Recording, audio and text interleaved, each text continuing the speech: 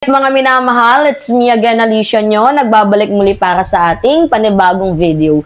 So, nagbabala na po kahapon. Ito nga pong AFP na si General Browner sa posibleng mangyari kasi hindi natin alam.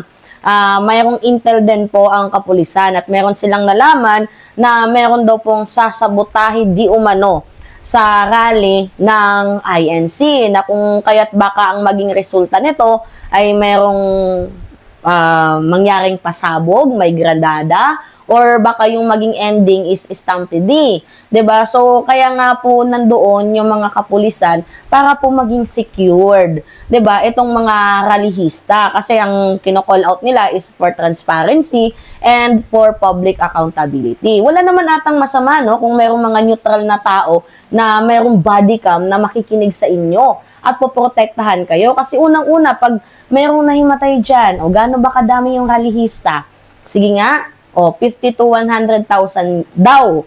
So, hindi natin sure. So, madami. So, isang tulakan lang dyan, mayroong mahimatay. Pangalawa, kung mayroon mang mangyaring kaguluhan, sino yung una yung tatawagan? Siyempre, yung pulis pa din, yung mga rescuer. So, bakit pinapaalis ang ating mga kapulisan ng mga rallyista? For what reason? 'Di ba? Ito babala to ni AFP General Browner. Ang sabi niya, AFP, manggugulo sa INC rally binabantayan. So, talagang kabi pa din kayo ng gobyerno, na kahit sige, call out kayo ng rally, ng transparency, nandyan pa din nakatutok sa inyo yung gobyerno para protektahan kayo. Hindi para supilin ang malayang pamamahayag ninyo dito sa nararamdaman nyo tungkol nga po sa gobyerno. Anyway, sabi dito na bahala ang Armed Forces of the Philippines sa posibilidad na ma-infiltrate at guluhin ang rally ng Iglesia ni Cristo. So, sabi pa dito, mga minamahal, ayon kay AFP Chief General Romeo Browner Jr., nakaabot ng impormasyon sa AFP at Philippine National Police sa potential infiltrators na nananamantala sa rally. So, meron pong ibang grupo or other groups na kung tawagin na merong dalang, hindi natin sure kung merong dalang pasabog, manggugulo. So, mahalaga na meron pong security. Ang mga rallyista, paano yan? What if may magtapon dyan ng granada? Diba, nagigets ninyo mga minamahal? What if mayroong magtapon dyan ng granada?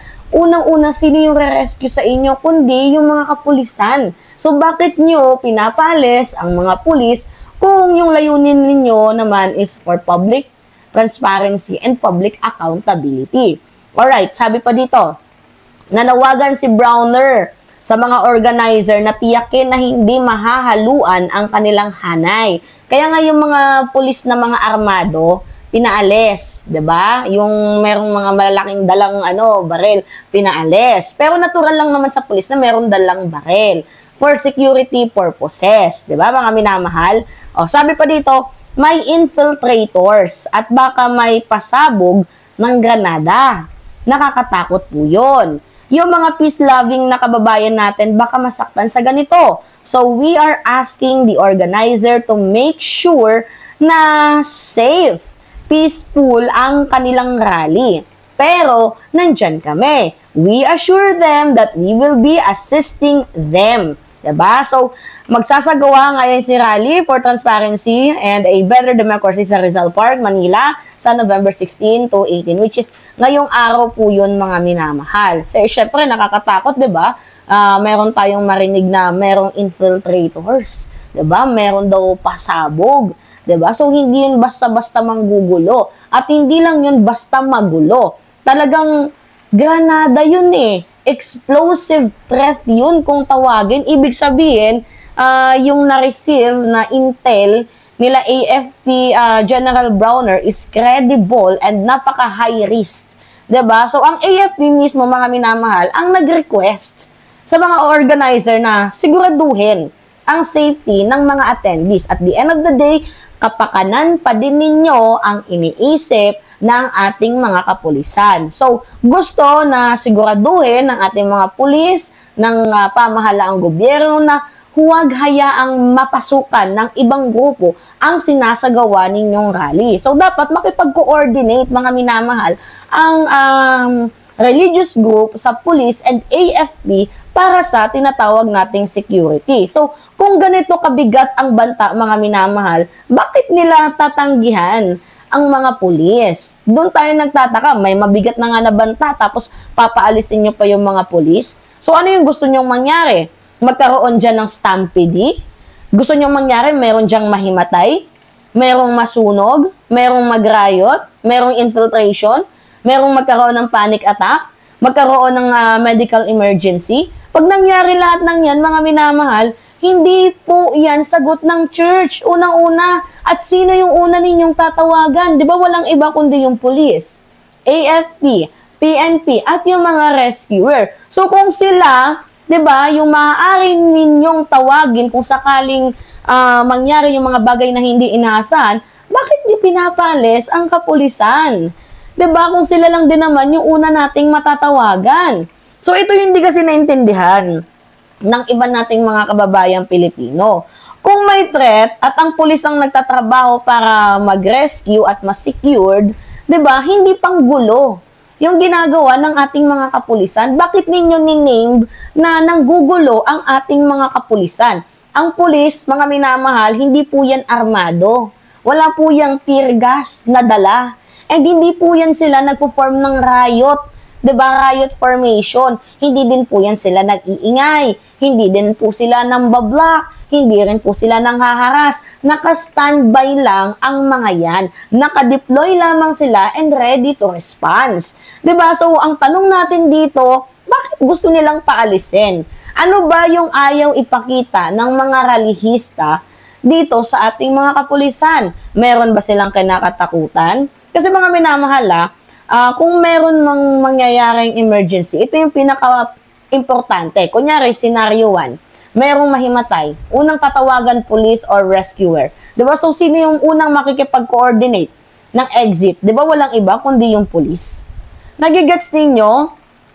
Pag merong nagpanik, nagkaroon ng siksikan, sino yung unang tatawagan ninyo? Rescuer. So, sila yung unang hahanap ng exit. Pag merong bomb threat, gaya ng sinabi ni General Browner, diba sino yung mga trained, well-trained na mag-handle ng police at ng AFP? Diba? Tawag dito, nandyan sa gulo na yan, sino yung unang mag-handle? Sino ba yung mga well-trained? Siyempre malamang yung mga police at yung mga AFP. Kung meron mga infiltrators na mga manggugulo, sino ang may intelligence capacity, mga capability, mga minamahal para maayos yung gulo na yan? Di ba walang iba kundi yung mga police? So kung safety talaga ang concern, bakit pinapalayas mismo ng team, di ba, ng religious group na to ang nagbibigay ng security para sa kanila? Di ba ayaw nyo din ng gulo? Or baka naman talaga merong mangyayari na hindi natin alam. Tapos ang ending, ang sisi dito nga po sa ating presidente. Sino yung may intel? 'Di ba yung AFP? Sino ang may trabaho para pigilan ng mga nanggugulo?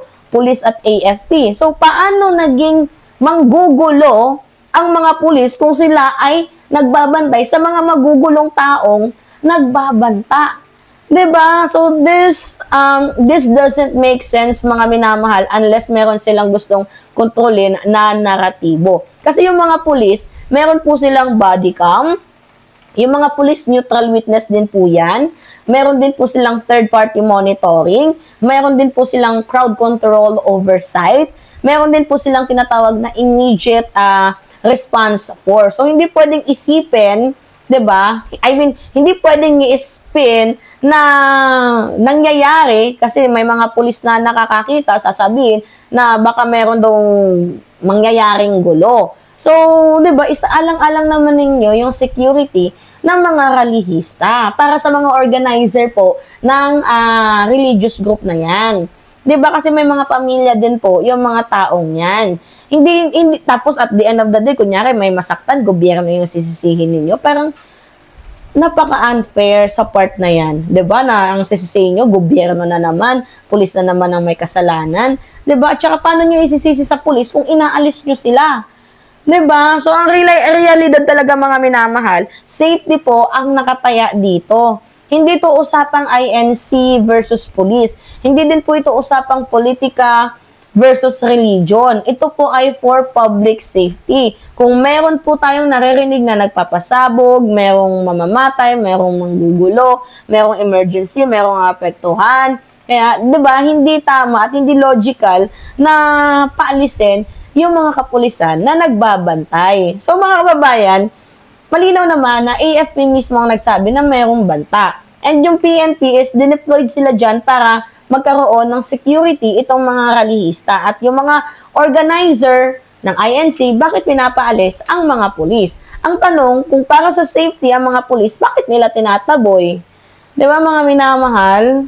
Diyos mio naman, napaghahalataan. Totoo kaya sinasabi nila na meron daw di umano. 'Di ba, na granadang ipapasabog dyan, tapos ang ending, ang sisi sa ating presidente. Tama ba yon?